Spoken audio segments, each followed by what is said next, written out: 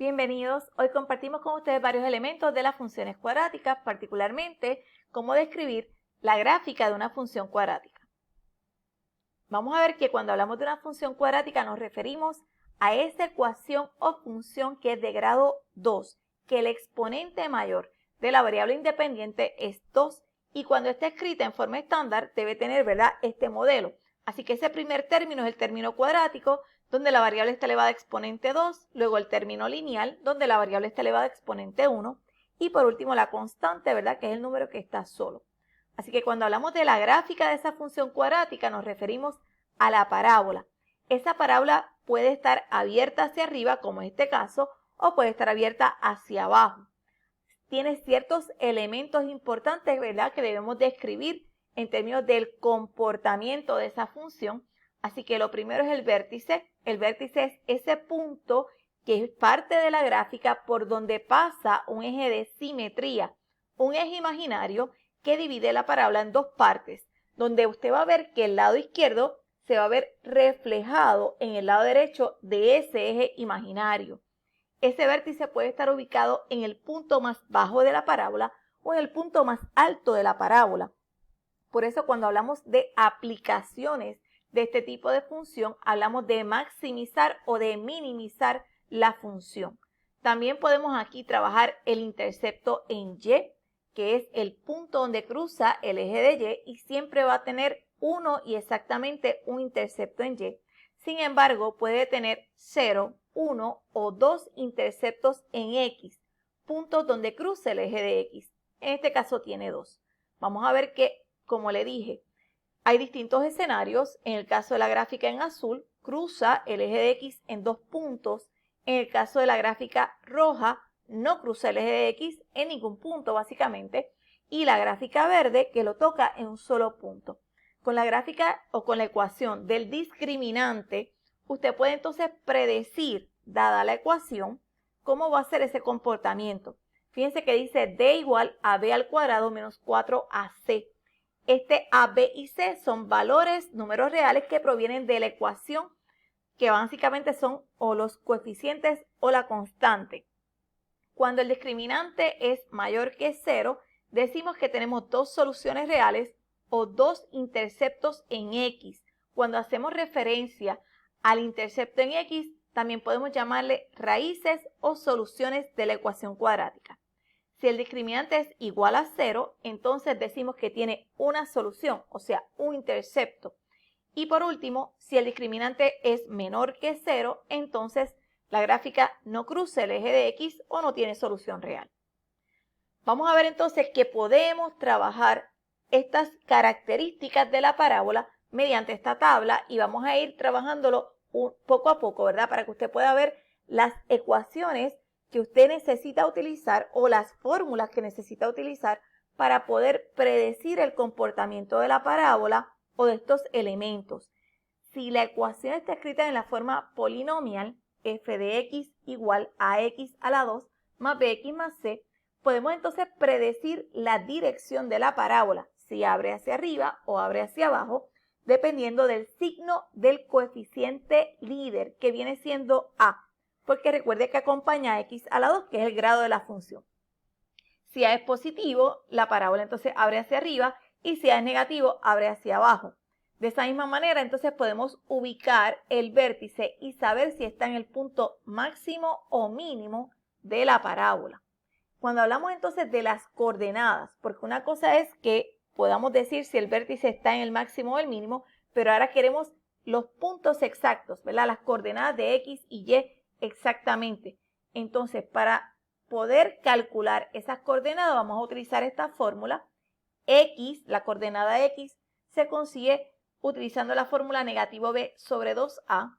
Luego usted puede entonces sustituir ese valor en la función original para poder conseguir la coordenada o el valor de la coordenada y. En los interceptos en X podemos entonces utilizar la fórmula cuadrática.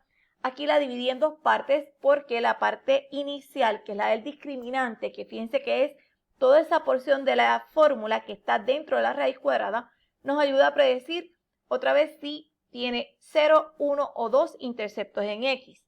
Y por último el intercepto en Y, que siempre se determina 0c y recuerde que esa es la constante de la función. Vamos a ver el ejemplo, f de x igual a 2x a la 2 más 10x más 8.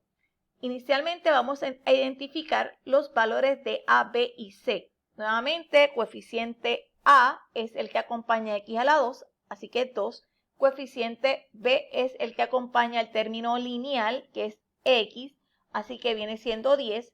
Y por último c, que es la constante, y es 8. Observe que aquí no se utilizan las variables, solamente los números reales de la función. Dirección de la parábola. Bueno, pues como a es positivo, la parábola abre hacia arriba. Y como esa parábola abre hacia arriba, va a ver que entonces el vértice quedaría ubicado en el punto mínimo de la parábola. Recuerde que entonces el vértice divide esa parábola, ¿verdad?, en dos partes que son simétricas. Las coordenadas del vértice. Bueno, ya dijimos que esas son las fórmulas, así que vamos a comenzar con el valor de x. Negativo b sobre 2a. Sustituyendo los valores de b y a, vamos a tener negativo 10 sobre 4.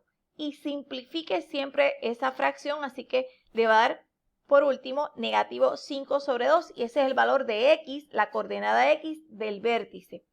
Ese valor, esa fracción que es negativa, la vamos a sustituir en la función que tenemos. Así que en 2x a la 2 más 10x más 8.